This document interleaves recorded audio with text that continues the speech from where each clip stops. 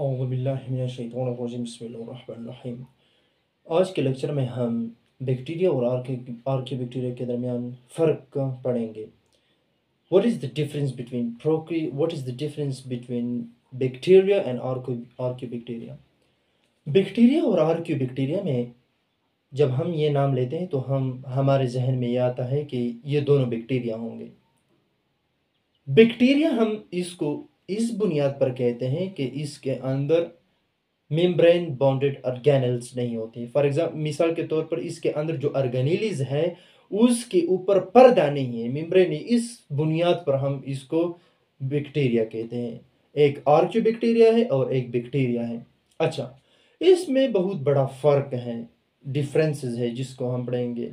ये ठीक इसी तरह है जिस तरह हमारे पास दूसरे जो डोमेन है, जो यूकेरिया है।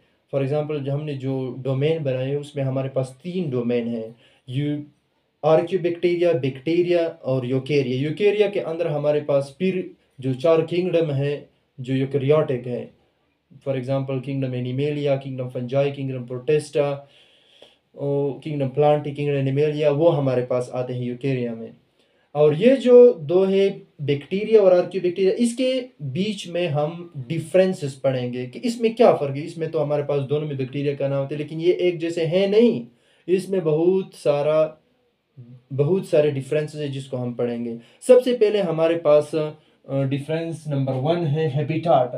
हमारे पास एक बड़ा फ़र्क इसमें यह है कि हमारे पास ये जो आर्कियोबैक्टीरिया है, सबसे पहले तो ये बहुत एंशिएंट टाइम्स में मौजूद होते, अभी भी मौजूद है लेकिन एंशिएंट टाइम, बहुत कदीम ज़माने से ये हैं।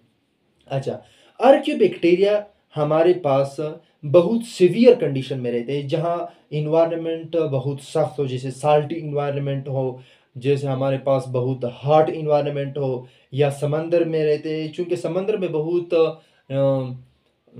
न साल्टी इन्वायरमेंट होता है तो यह वहाँ पर भी रह सकते हैं। इसके अंदर ऐसी मॉडिफिकेशन हुई है इसके इंजाइम्स में, चूँकि हम ये कहते हैं कि हमारे पास जब इन्वायरमेंट बहुत ज़्यादा हो, जहाँ पर टेम्परेचर बहुत ज़्यादा हो, तो हमारा इंजाइम काम नहीं करता है, क्योंकि हमारे इंजाइम के लिए एक ऑप्टिमम टेम्परेचर है। लेकिन ये जो आर्किया बैक्टीरिया है, इसके अंदर इंजाइम की ऐसी मॉडिफिकेशन हुई है जो कि बहुत हार्ड इन्वायरमेंट में भी एडजस्ट करते हैं। अच्छा, हमारे पास ये हॉट स्प्रिंग में रहते हैं, हॉट इलाकों में जहाँ पर बहुत ज़्यादा गर्मी हो। ओशियन डेप्थ, समंदर के नीचे तह में रहते हैं, समंदर के नीचे हिस्से में रहते हैं। साल्टी इन्वायरमेंट में भी ये रहते हैं। चूँकि ये बहुत सीवियर कंडीशन है, ये वहाँ पर रह सकती हैं आर्कियोबैक्टीरिया। जबकि आप जब नॉर्मल बैक्टीरिया के बारे में बात करेंगे, ये बैक्टीरिया तो ये हमारे पास हर जगह मौजूद होता है, लेकिन आप अगर इसको ऐसी सीवियर कंडीशन में रखेंगे तो ये अपने इंजाइमेटिक एक्टिविटी के ख़त्म होने की वजह से ये ख़त्म हो जाएंगे। ठीक इसी तरह जब हम चीज़ों को फ्रीज़र में रखते हैं तो हम इसको फ्रीज़र में क्यों रखते हैं? हम चीज़ों को फ्रीज़र में इसलिए रखते हैं क्योंकि उस खुराक में हमारे पास जो बैक्टीरिया, माइक्रो ऑर्गेनिज्म होते हैं, हम उसके फ्रीज़र के अंदर टेम्परेचर -डिग्री में हो जाता है, बहुत कम हो जाता है। और एंजाइम जब ऐसा टेम्परेचर नीचे हो जाता है, कम हो जाता है टेम्परेचर -डिग्री में, तो एंजाइम अपना फंक्शन ख़त्म कर देते हैं। तो वो जो बैक्टीरिया उस खुराक में मौजूद है, फ्रीज़र में रखने के बाद वो चीज़ें गल सड़ नहीं सकेंगी, क्योंकि उस बैक्टीरिया का एंजाइम ही अब इनएक्टिवेट हो चुका है, अब वो ख़त्म हो चुका है, वो एंजाइम अब काम नहीं कर रहा। अच्छा, ये तो हमारे पास हैबिटाट आर्कियोबैक्टीरिया का। बैक्टीरिया का हैबिटाट जो है, हैबिटाट हम मस्कन को कहते हैं, जहाँ रहने की जगह। एवरीवेयर बैक्टीरिया हमारे पास हर जगह मौजूद होते हैं। ये साल में मौजूद होते हैं, मिट्टी में, वाटर में, पानी में, लिविंग नॉन लिविंग इन्वायरमेंट में, ये हर जगह मौजूद होते हैं ये बैक्टीरिया हमारे पास। और ये तो आपको पता है कि बैक्टीरिया हमारे पास प्रोकैरियोटिक है, उसके अंदर मेम्ब्रेन बॉन्डेड ऑर्गेनेल्स नहीं, उसके अंदर जो ऑर्गेनेल्स है उसके ऊपर पर्दे नहीं होते हैं। अच्छा, डिफरेंस नंबर 2, सेल वॉल। हमारे पास जो आर्कियोबैक्टीरिया, इसके सेल वॉल पॉलीसेकेराइड और प्योर प्रोटीन से बने हुए हैं। पॉलीसेकेराइड और प्रोटीन से क्या मतलब है? अच्छा, ये जो आर्कियोबैक्टीरिया, इसके जो सेल वॉल जब आप देखेंगे तो आपको क्या मिलेगा? वहाँ पर पॉलीसेकेराइड और प्रोटीन मिलेंगे। पॉलीसेकेराइड हमारे पास कार्बोहाइड्रेट है, जिसमें लॉन्ग चेन कार्बन का लंबा चेन होता है, उसे हम पॉलीसेकेराइड कहते हैं। Poly means many, saccharide means unit, sugars unit. Sugars unit, जब ढेर सारे शुगर यूनिट मिलते हैं तो हमारे पास पॉलीसेकेराइड बनती है। हमारे पास प्रोटीन भी होती है, यानी इसका जो बाहरी मेम्ब्रेन है सेल वाला, उसमें हमारे पास क्या होता है, पॉलीसेकेराइड होता है और प्रोटीन होते हैं।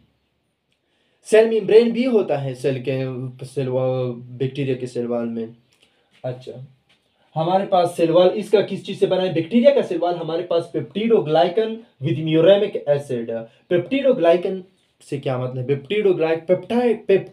पेप्टिडो हमारे पास पेप्टाइड। पेप्टाइड बॉन्ड किस चीज में बनता है? प्रोटीन में बनता है। इसका मतलब है कि यहाँ पर प्रोटीन भी है। बैक्टीरिया के सेल वॉल में हमारे पास प्रोटीन भी है और हमारे पास कार्बोहाइड्रेट भी है। ग्लाइकन हम, यानी हमारे पास जो शुगर के यूनिट होते हैं हम उसे कहते हैं, जो शुगर का एक चेन होता है उसे हम कहते हैं। इसका मतलब है कि बैक्टीरिया के अंदर हमारे पास शुगर की कार्बोहाइड्रेट भी है और हमारे पास प्रोटीन भी है। अच्छा, म्यूरेमिक एसिड, अब इसके अंदर म्यूरेमिक एसिड भी होता है। हमारे पास ये फॉर एग्जांपल शुगर की यूनिट है, ये एक दूसरे के साथ बॉन्ड, ग्लाइकन है, ये हमारे पास शुगर की यूनिट है, इसे हम ग्लाइकन कहते हैं। ये एक दूसरे के साथ बॉन्ड बनाए हुए हैं और यहाँ पर इसको क्रॉस किए हुए हैं प्रोटीन के यूनिट, ये आपस में पेप्टाइड बॉन्ड बनाए हुए हैं। ये हमारे पास बैक्टीरिया के अंदर होता है। अच्छा, ये डिफरेंस नंबर 3 हमारे पास क्या है? Difference number 3, membrane. अब ये जो मेम्ब्रेन होता है, जो बाहरी पर्दा होता है बैक्टीरिया में, वो ब्रांच्ड है या अनब्रांच्ड है? ब्रांच या अनब्रांच का क्या मतलब है? ब्रांच का मतलब है अगर ये कार्बन कार्बन एक दूसरे के साथ मिले हुए हैं, वो लीनियर चेन में है, सीधा उसका चेन बना हुआ है, तो हम उसे तो अनब्रांच्ड कहते हैं, क्योंकि इसमें ब्रांच नहीं। अगर ऐसा है कि हमारे पास एक कार्बन एक कार्बन एक कार्बन, उसके बाद एक जो कार्बन यहाँ है उससे ऊपर एक और कार्बन ने चेन को ऊपर किया हुआ है, फिर यहाँ आगे, फिर नीचे चेन किया हुआ है, इसका मतलब है कि ये चेन ब्रांच्ड है। ये जो चेन कार्बन का चेन बना हुआ है, इसमें ब्रांचेज है, शाखें निकली हुई है कार्बन की। तो हम क्या कहते हैं कि हमारे पास ये जो आर्कियोबैक्टीरिया, इसमें ब्रांच चेन होते हैं, इस तरह मेम्ब्रेन बना हुआ होता है, इसमें ब्रांच बने होते हैं। और जो बैक्टीरिया इसमें अनब्रांच है, ये लीनियर कार्बन एक दूसरे के साथ चेन बनाए हुए हैं। टाइप, हमारे पास टाइप्स आर्कियोबैक्टीरिया के जो किस्म है, मेथेनोजन, ऐसे बैक्टीरिया है जो मेथेनोजन, जो मीथेन गैस बनाने में हमें हेल्प करते हैं। उसमें हमारे पास क्या होता है कि हाइड्रोजन और कार्बन डाइऑक्साइड एक दूसरे के साथ मिलकर हमारे पास मीथेन गैस बनाते हैं। इसके बाद ये हमारे पास हाइड्रोजन है, कार्बन डाइऑक्साइड से मिला हुआ है, CH4 हमें बनाता है। इसके बाद हमारे पास हेलोफाइल होते हैं, ऐसे बैक्टीरिया जो हेलो जो हमारे पास पीरियोडिक टेबल में हमारे पास 7th ग्रुप है, जिसमें आयोडीन, ब्रोमीन, क्लोरीन, ये जो एलिमेंट्स है, ये जो साल्ट बनाने वाले एलिमेंट है, जो हमारे पास साल्ट में मौजूद होते हैं, यानी ये ऐसे बैक्टीरिया हेलोफाइल जो साल्टी इन्वायरमेंट में रहते हैं। इसके बाद हमारे पास थर्मोफाइल ये आर्कियोबैक्टीरिया का वो ग्रुप है जो इंतहाई सख्त टेम्परेचर में भी अपने आप को एडजस्ट करता है और वहाँ पर वो ज़िंदगी गुजारता है। इसके बाद हमारे पास जो ये जो टाइप्स है, इसमें बैक्टीरिया के अंदर फिर कौन से टाइप्स आते हैं? इसमें ग्राम पॉजिटिव और ग्राम नेगेटिव बैक्टीरिया आते हैं। अच्छा, ग्राम पॉजिटिव और ग्राम नेगेटिव बैक्टीरिया को समझने के लिए हम एक दूसरा वीडियो डालेंगे, जिसको आप लाजमी देखें, जिसमें हम बैक्टीरिया, ग्राम पॉजिटिव और ग्राम नेगेटिव बैक्टीरिया में क्या फ़र्क है, इसे हम क्यों पढ़ते हैं, इसकी क्या टेक्निक्स हैं, हम वो नेक्स्ट वीडियो में आपको सिखाएंगे। अच्छा, हमारे पास ये जो आर्कियोबैक्टीरिया है, हमारे पास सिमिलरिटी, मुशाबिहत शो करता है यूकैरियोट्स के साथ। ये इसकी मुशाबिहत यानी यूकैरियोट्स के साथ होती है, क्योंकि हम ये समझते हैं कि हमारे पास जो अर्ली लाइफ है, अर्ली जो सेल्स थे वो प्रोकैरियोटिक थे, वो यूकैरियोटिक नहीं थे। प्रोकैरियोट से इवोल्यूशन हुआ, यूकैरियोट्स बने। वो जो प्रोकैरियोटिक चीज़ थी वो ये थी, आर्कियोबैक्टीरिया थी। आर्कियोबैक्टीरिया फिर यूकैरियोट में तब्दील हुई। हमारे पास बहुत सारे थ्योरीज है, बहुत सारे हमारे पास साइंसदानों की रिसर्च है जो हमें ये बताती है कि हमारे पास पहले आर्कियोबैक्टीरिया था, फिर आर्कियोबैक्टीरिया से हमारे पास इवोल्यूशन होके यूकैरियोटिक सेल बन गई। अच्छा, इसके बाद हमारे पास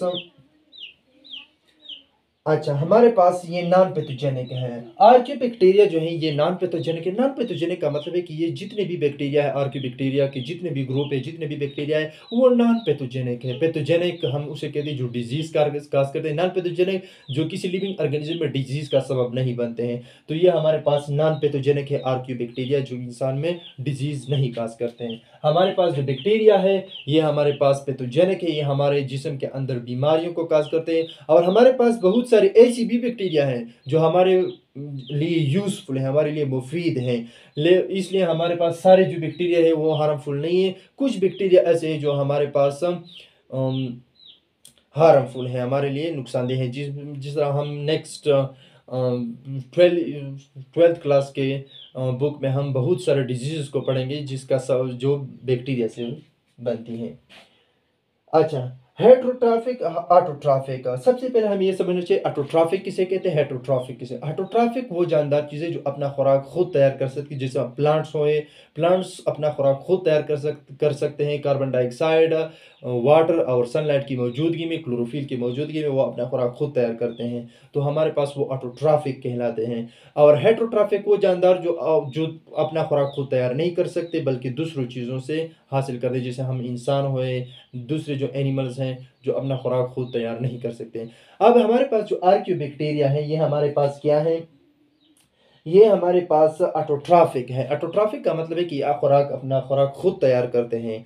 और जो ये बैक्टीरिया है, अच्छा, ये जो बैक्टीरिया है ये अपना खुराक खुद तैयार करता है, ऑटोट्रॉफिक है, लेकिन इसमें एक अजीब बात ये है कि ये फोटोसिंथेसिस के ज़रिए से वो अपना खुराक खुद तैयार नहीं करते हैं। नॉर्मली तो हमने ये पढ़ा है कि जो लिविंग ऑर्गेनिज़्म अगर वो ऑटोट्रॉफिक है, अपना खुराक खुद तैयार करती है, तो वो ज़रूर फोटोसिंथेसिस के ज़रिए से तैयार करेगी। लेकिन इसमें एक आर्कियोबैक्टीरिया में आप ये कहें कि इसमें फोटोसिंथेसिस का प्रोसेस नहीं, एक अलग प्रोसेस जिसे हम अगले लेक्चरों में आपको बताएंगे कि वो कौन सा प्रोसेस है जिसमें फोटोसिंथेसिस के बगैर हम उसको ऑटोट्रॉफिक कहते हैं और वो अपना खुराक खुद तैयार करते हैं। अच्छा, ये हमारे पास इसमें भी बैक्टीरिया में भी हमारे पास कुछ ऑटोट्रॉफिक है और कुछ हेटेरोट्रॉफिक है जिन्हें हम अगले लेक्चर में आपको डिटेल के साथ बताएंगे। अच्छा, तो अच्छा, आपको एक एक्सेप्शन बना बताता हूँ कि हमारे पास जितनी भी बैक्टीरिया हैं उसमें हम ये कहते हैं कि उसके अंदर सेल वॉल होती हैं। लेकिन बैक्टीरिया में एक एक्सेप्शन है जिसका नाम है माइकोप्लाज्मा, जिसके ऊपर बाहरी मेम्ब्रेन जो कहते हैं हम जिसे सेल वॉल कहते हैं वो मौजूद नहीं है। अच्छा, अगर आपको मेरा ये लेक्चर पसंद आए तो प्लीज़ मेरे चैनल को सब्सक्राइब कीजिए और शेयर कीजिए मेरे इस लेक्चर को ताकि तमाम नीडी स्टूडेंट्स तक ये लेक्चर पहुंच जाए। और लाइक का बटन, अगर आपको ये लेक्चर पसंद आए तो लाइक का बटन दबाइए। थैंक्स।